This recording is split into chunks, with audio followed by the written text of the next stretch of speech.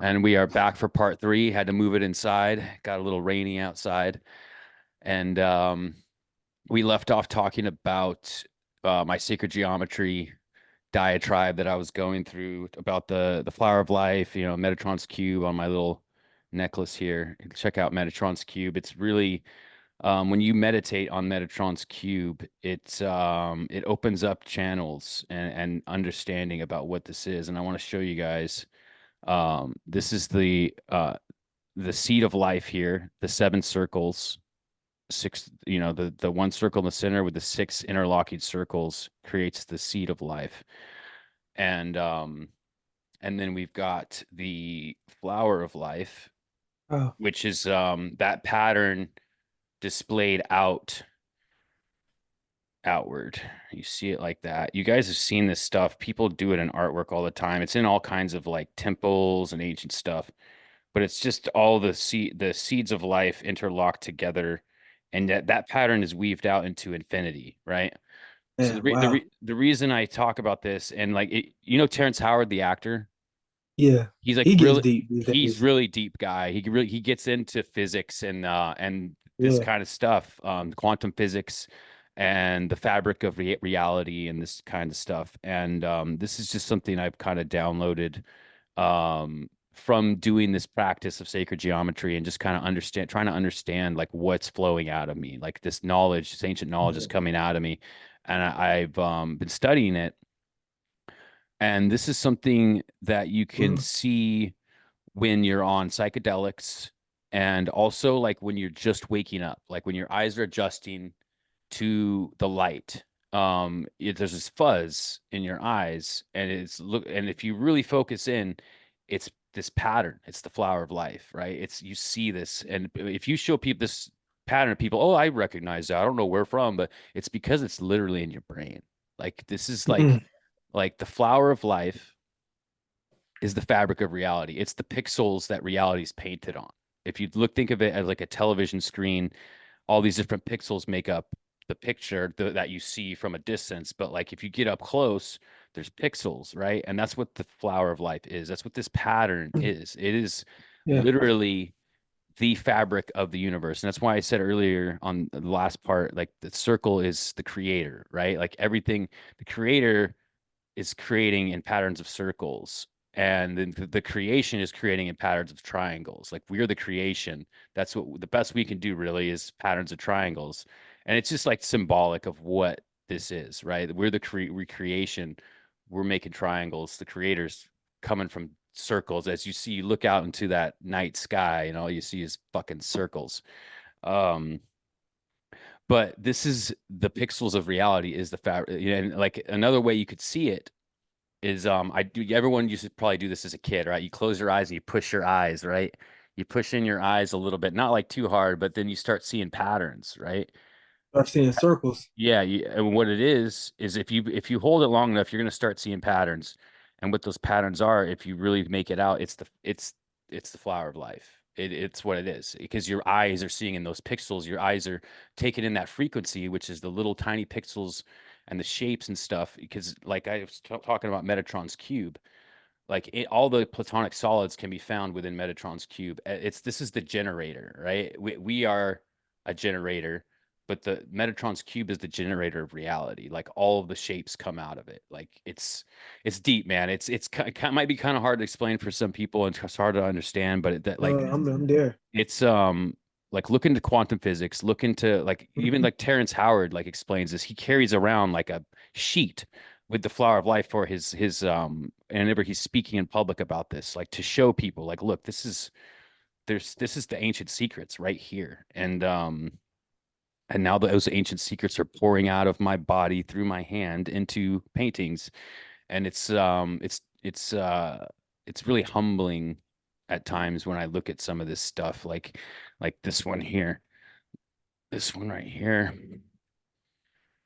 I call this one the Yeah. coronation, and it's You kind of sent me hard. that. Yeah, That's it's beautiful. like it's 24. So I showed you the seed of life, which is seven circles, right? With the center Yeah. circle. I started with a center circle and cut it into 24 points and then made circles the same size off of those points, and that's what it created, was that sun shape, right? And yeah, bro, I sit back and I look at these things and I'm like, where's this coming from, dude? Yeah. But there's a deeper understanding here that I have of it. And the reason I'm talking about all this stuff is I'm just trying to get illustrate like this reality is encoded, right? It's Yeah. encoded with a frequency, with energy is frequency vibrating. Energy is matter vibrating at a frequency, or matter is energy vibrating at a frequency. Everything's frequencies and energy and vibration. And what technology is a synthetic version of the natural frequencies of light and sound. um our technology is mimicking it. It's like creating, like I said, it's a synthetic version of creation that we are birthing out through our intuition. And I'm not saying it's inherently evil, but like if you look at you take a step back and look at AI, and you look at like what really the system, the full tech system that we are heading towards with AI, where AI is controlling everything. Where like literally it's like all these futuristic movies that have been warning us for years about, Yeah. Terminator and Minority Report, and like there's an infinite amount of like art, story art, between movies and books and all this stuff that's been warning us about what happens when we give our power to the machines, right? And Right. I talked about like how the AI system, if and if you guys don't believe in the devil or the spirituality or God, like just think about it. Just entertain this thought for a second. If there was a devil and he wanted to be like God, what would he do to do that? And the answer is he would make a system exactly like the AI system that is Mm. being created, this control grid of artificial intelligence, and he would become the ghost in the shell, right? He would assume the role of the ghost of the AI. Like, so that's why I was saying in the last part, like we're coming up on this shift in consciousness where people are either going to choose the technology or they're going to realize, wait a minute, there's something that we're missing here. About there's a missing link in our past, of where like you look at the ancient pyramids and all this ancient knowledge of the past, that these people were connected to reality on a different level. Like, and there's something missing that maybe we need to look into before we make this synthetic system. Like, there's a technology within our bodies, and I was talking about activating the temple. There is a technology within our bodies that has lied dormant for eons.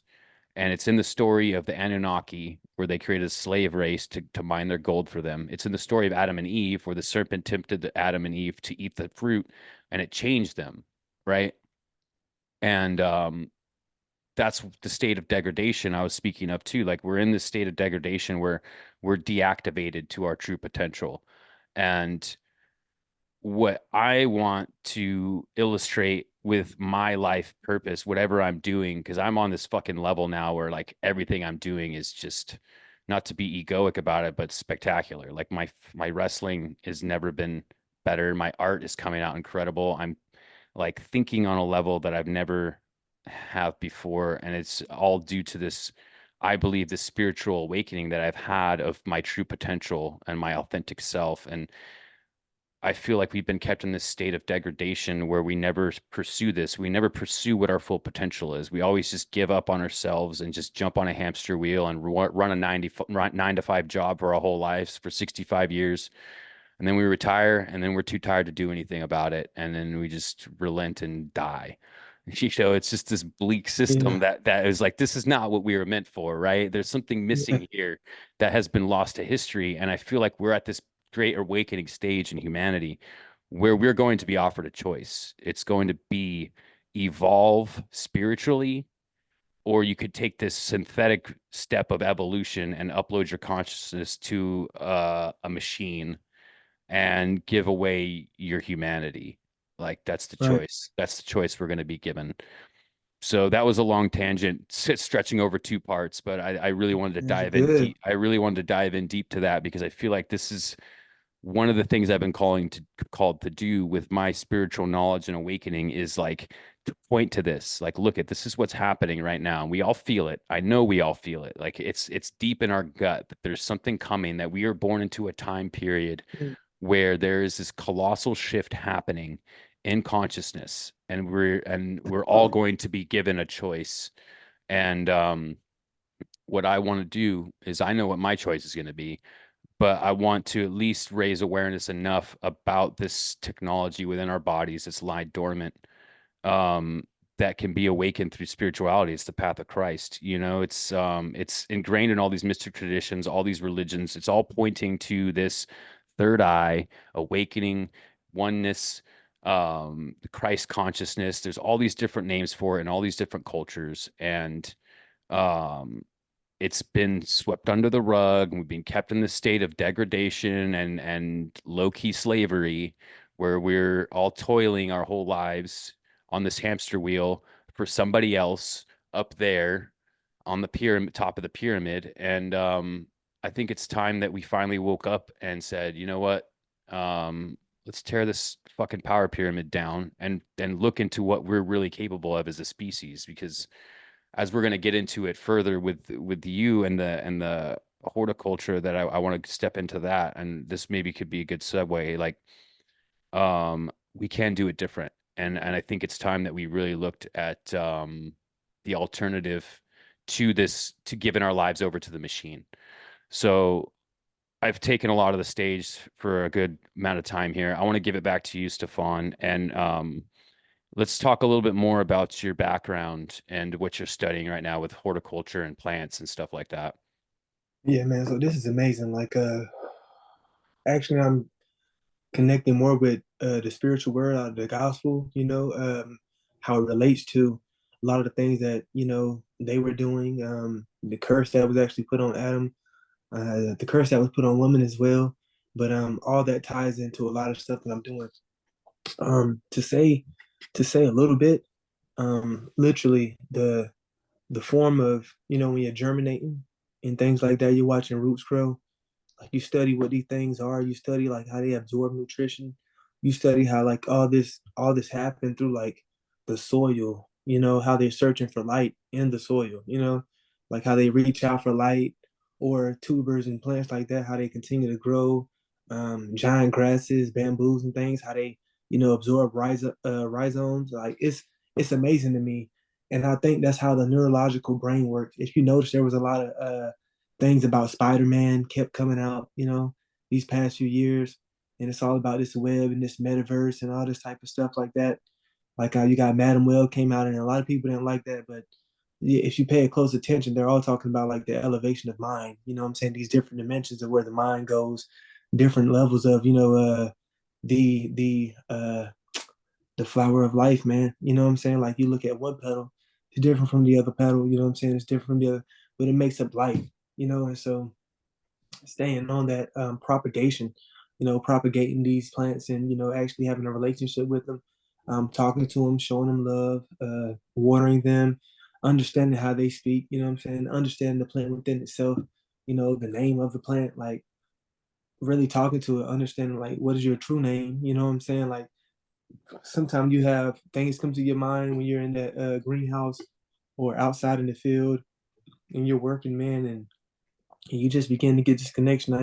I know you were speaking about walking barefooted and really having that, negative ions. If I am I saying it right? Come out of your body or things like Yeah, that. it fills your body with electrons Electrons. Okay. yeah, to walk on the grass. You're literally sucking electrons up through your feet into your body, and it basically balances you out, and Yeah. there's a lot of energetic benefits and health benefits to it. And modern science and medicine is finally starting to acknowledge this connection we do have with the earth, and how important it is to do this. And the Native Americans did this practice. They are all walking Yeah. barefoot, Yeah. and they had this deep connection to the earth. They never wasted anything, and they're always mindful. They're walking with purpose and mindfulness. And that's something I really respect about the Native American culture, is their deep connection to the earth. And I feel like, um, we need to kind of gravitate back towards this ancient knowledge and wisdom and really look at it because these indigenous cultures were wiped out and a lot of their wisdom was lost, unfortunately, and kind of written off as, oh, this is savagery or whatever the fuck. And then but yeah, the Catholic Church was out there killing people because they wouldn't bow to the cross, you know, and it's just Yeah. like who was really the savages in this situation. Hmm. But like yeah, it's like a lot of that ancient knowledge was wiped out, I feel, for a reason, because it was a key to getting out of the slavery that they were trying to impose upon the population. There's a Yeah. mental and spiritual slavery that this species has been under for probably thousands of years, man. Who knows how far this shit goes back? But I Can I know say for this, bro? what's What do you that? think? Because I know you go deep, bro. You like to meditate and go deep. For people out here with real mental diseases, schizophrenia, depression, and things like that, that really suicidal, you know what I'm saying? What do you think about them meditating and things like that? Because you know you go to, like you say, different levels. Do you think some like are they is people ready for that? Like, how do we deal with that as a mass?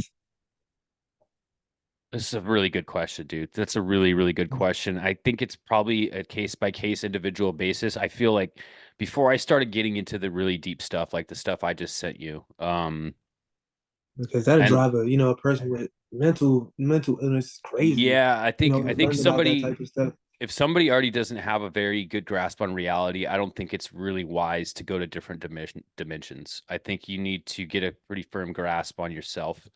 And before I got into this stuff, um, I was on a I kind of detailed this in an episode one, like my journey for my spiritual awakening was just catalyzed by this event that just kind of burned me to nothing. And but I had started meditating right before this event happened, and um, I had already been meditating for probably 6 months before I got into the really deep, like gateway stuff that I'm doing Yeah. now.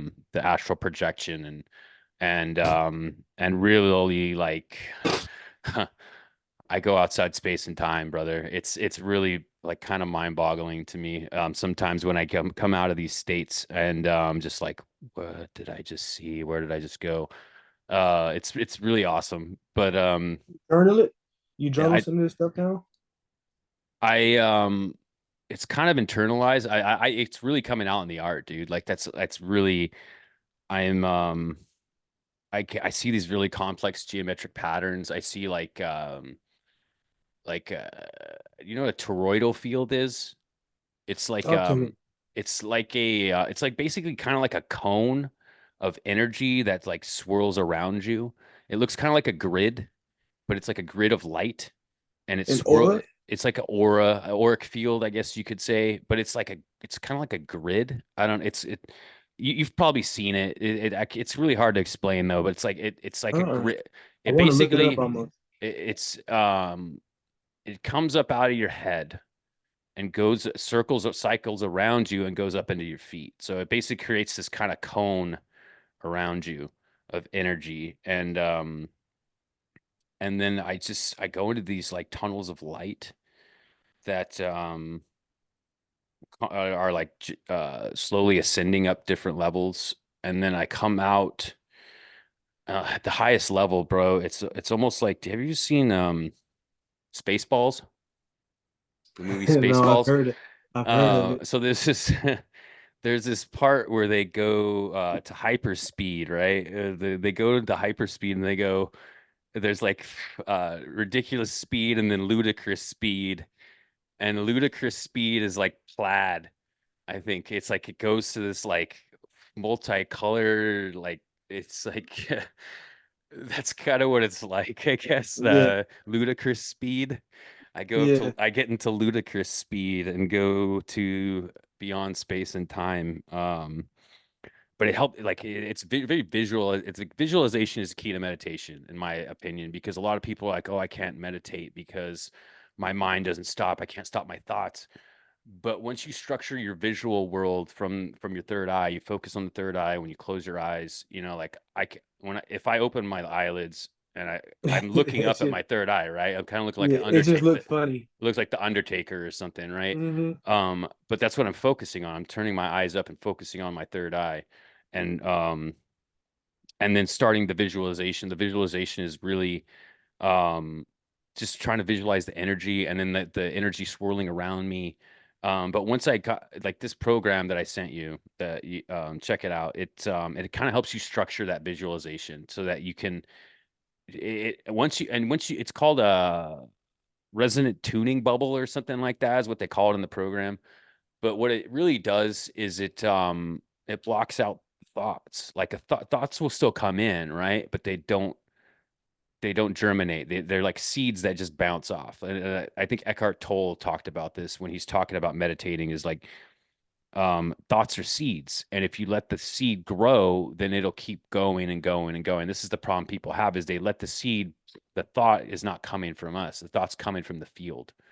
And when they let the thought stick and grow, then that's what it comes the distraction that gets you Yeah, off. And what this program has really taught me is like how to, when you structure this visualization bubble around you, basically, and that's what you're focused on, is like the energy and just the process, and you're not thinking. It's like it's how you get out of your head, basically, is the visualization. Like you're in your third eye, but you're really out of the brain, right? The third eye is its own dimension. That's where consciousness is coming from. And when you can focus in on it, it really blocks out the rest of the brain, and it helps you get in tune with your heart and with your other chakras, the rest of your chakra system. And this is a long way to answer your question, but I feel like before you get into the really, really deep shit, you got to be able to break the ice of the surface level of meditation. Like, and that's what I did for like 5 or 6 months, is really just because I never could before I got um a friend of mine got me into a meditation group, and that's what helped me break the ice. And that was the 21 day meditation on YouTube by Deepak Chopra, which I would suggest for anyone who has trouble with meditation, because that helped me break the ice. And once I was able to really structure my meditation routine and ritual, and then that made me ready for the next step. But if someone is struggling with mental health, one of the things, and this is going to take it back to you, brother, because I know you're a big mushroom guy, but psilocybin, microdosing psilocybin, it's really becoming at the forefront of mental health research, because they've found that it works, and I understand why, right? It's just unlocking the neurons and the brain chemicals, and just the psilocybin helps to basically hit the reset button on your brain, oh yeah, and get you out of like the depression, because the depression is like clinging, right? We're clinging to this just state. I think it's part of the depression is like being clinging too much to reality, and our current 3D reality of like, oh my God, it's just all this pressure and the stress of life, and the past. You're stuck in the past, and it's all the shit you did in the past. You're worried about the future, and it's just like you're in this like clenched state of just like holding on too tight. And I feel like meditation can break you out of that. Psilocybin breaks you out of that. Like it's just, you just got to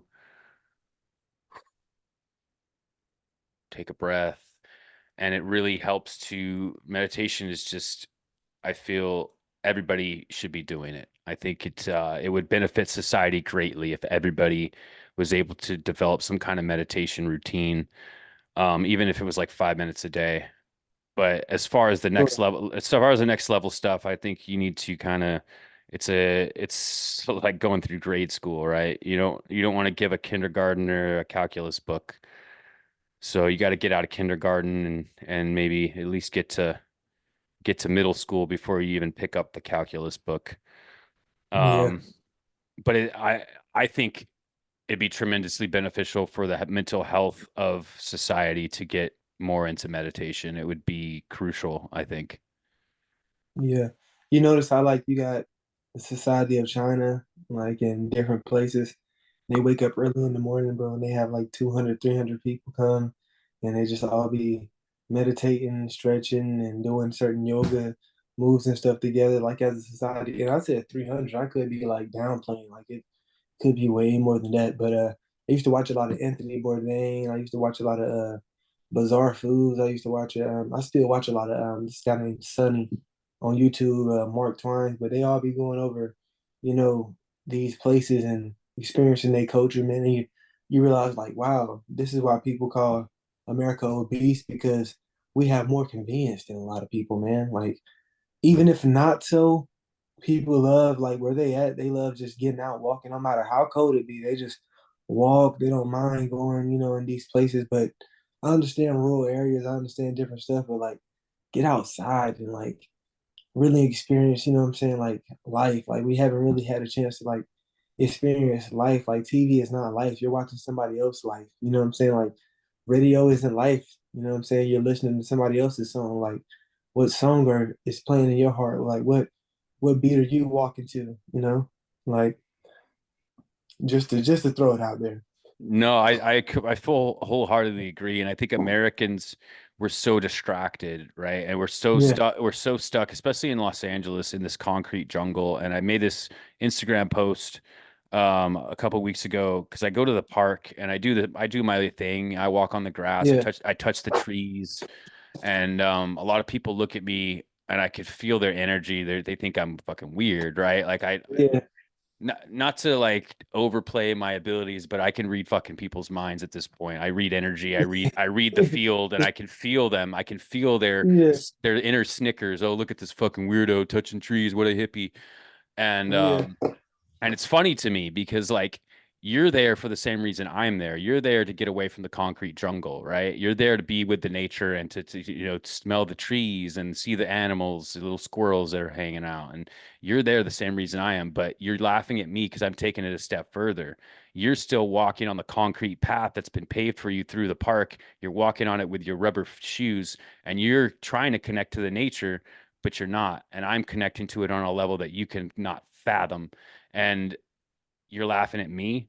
I'm laughing at you, brother. Like seriously, right. I'm laughing at these people and their low For vibe like sure. thoughts because like I'm literally doing what you wish you could. What you came here to do is escape that concrete jungle that's bogging us all down. I am connecting to this earth on a different level and getting downloads from these trees that have been here and they have the knowledge of the earth.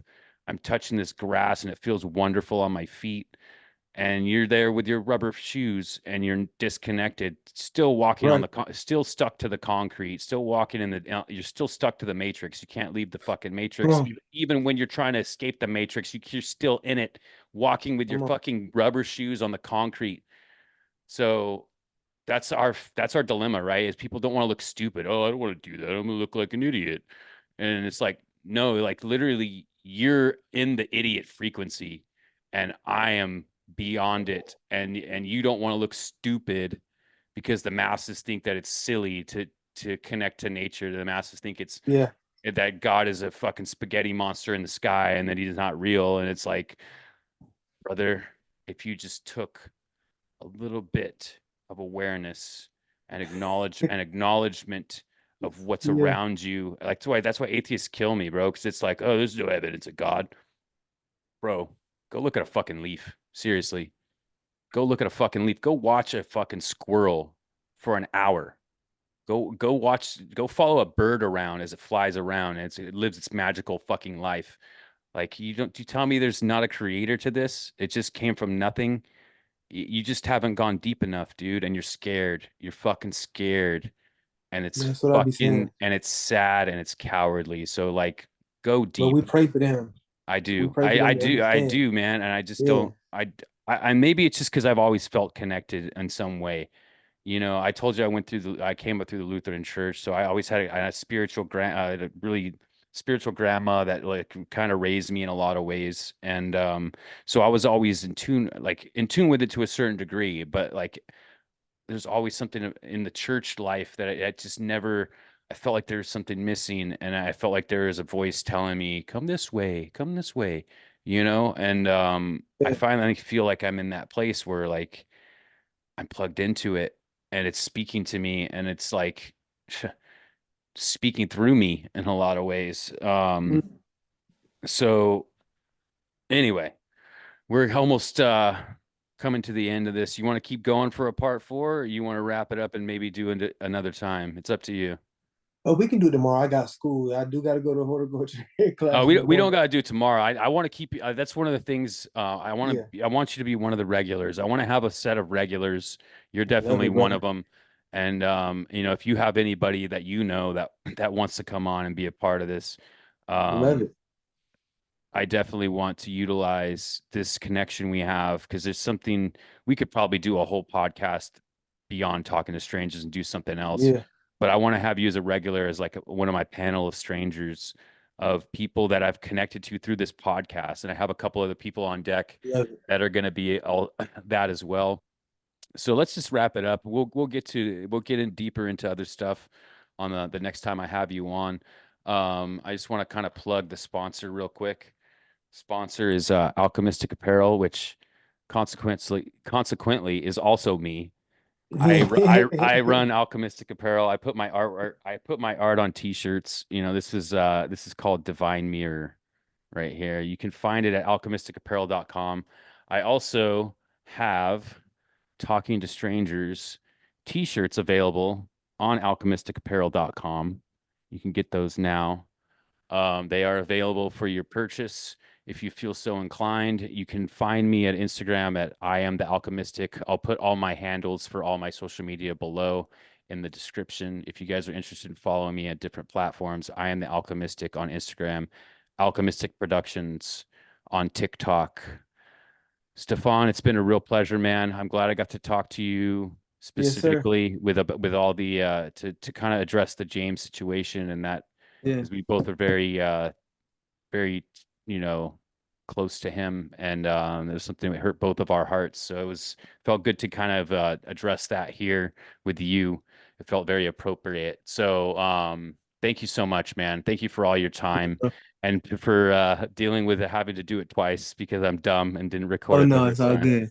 It's all good. So You my brother, bro. It's all good. that's it for this episode, guys. Stay tuned. I've got a bunch more lined up. We're gonna keep cranking out this content. And like I said, follow me on Instagram. I am the Alchemistic. All my handles will be below in the description. Go to Alchemistic Apparel, pick yourself up a t-shirt, Talking to Strangers shirt, pick up some of my art on a t-shirt. And we'll see you next time. And Stefan, Yeah, I do. Yeah, I want to say this. I do appreciate you, brother. This is a big, what I'm saying, appreciation. Like I do want to thank you. I don't take it lightly. I do appreciate that, man, for sure. I love you, brother. And you know what? Yes, sir. Love you too, Great dog. the great thing about this podcast is now we are no longer strangers.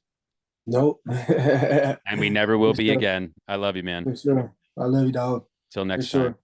Till next time. Check